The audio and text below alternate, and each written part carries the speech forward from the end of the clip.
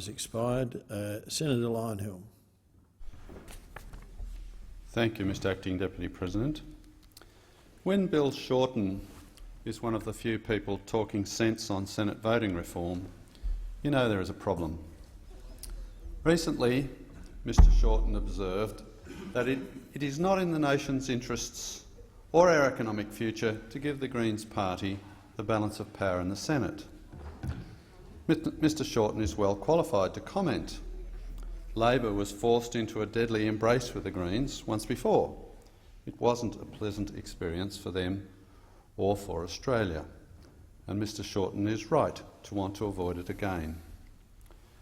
The irony is that former Greens leader Bob Brown won the first Senate seat for the Australian Greens in 1996 based on the current Senate voting system.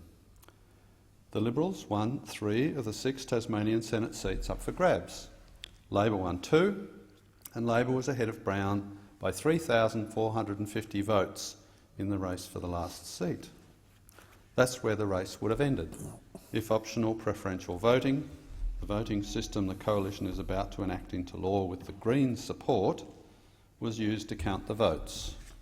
Labor would have won the last seat, allowing Labor and the Liberals to strengthen their grip on national politics. Thanks to group voting tickets, the race for the last spot didn't end there. Instead, the Electoral Commission saw that more than 17,000 people had voted for the Democrats, who hadn't won a seat. And the Democrats had told the Electoral Commission that if their votes didn't elect a Democrat, those votes should be used to help elect a Greens candidate. The Democrats had also made this known to their members and anyone else who cared to listen. So, the Electoral Commission transferred those 17,000 votes from the Democrats to the Greens. Bob Brown overtook Labor, won the last Senate seat, and the era of the Australian Greens on the national political scene was born. Now take the Senate election in 2013. The Liberals, Nationals and Labor had both won 2 seats of the 6 that were up for grabs in New South Wales. I then won the 5th, leaving the Greens ahead of the Liberals, Arthur Sinodinos, by more than 100,000 votes in the race for 6th. If the Greens had had their way and optional preferential voting were used, that's where the race would have ended. The Greens would have won the last seat.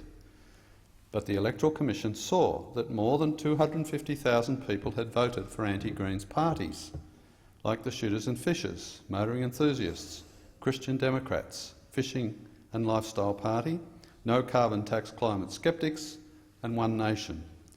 None of these parties had won a seat, but each had told the Electoral Commission, plus their members and anyone else who cared to listen, that if their votes did not elect their own candidate, those votes should go to the Liberals before the Greens. So, the Electoral Commission transferred those 250,000 votes to the Liberals, and Arthur Sinodinos won the last Senate seat in New South Wales. Now, in 2016, the Greens have become a major party. They can win more seats if they disenfranchise minor party supporters.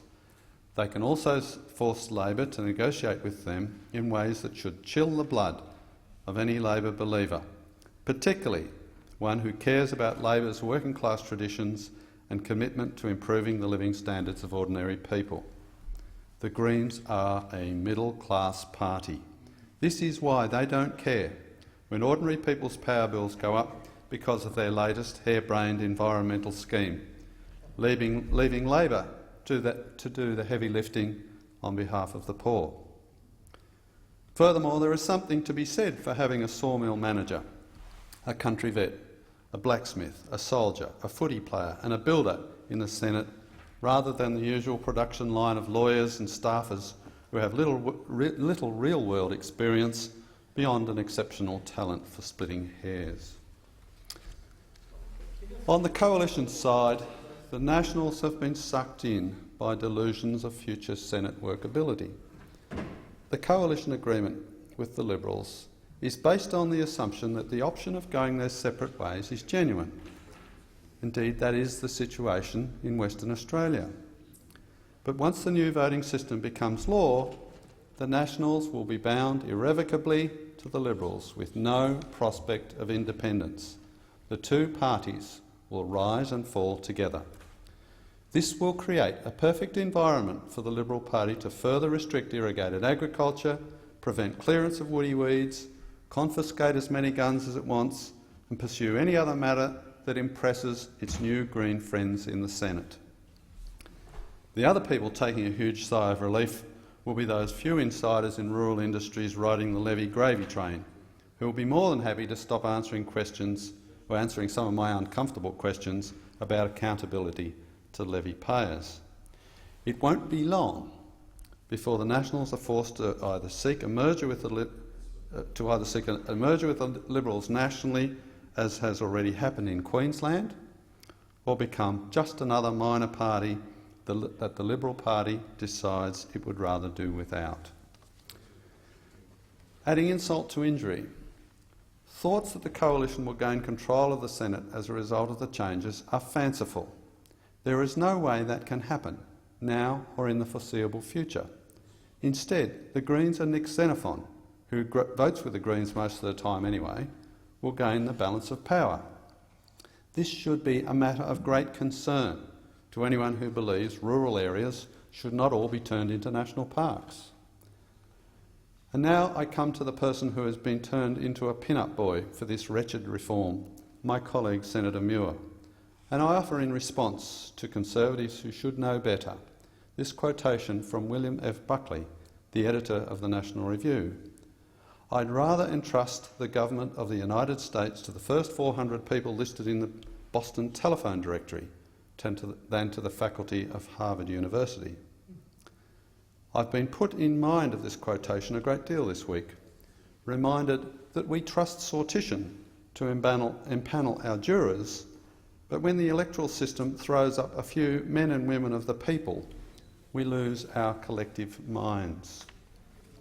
I was horrified when various people suggested Senator Muir's lack of a legal background made him less capable in Parliament. I've seen it seriously suggested that Senator Lazarus is not fit to be a senator because he eats too much McDonald's, or perhaps because he doesn't return calls or keep appointments. I've heard it said that Senator Lambie is not fit to be a senator because she has some strange views and gets angry.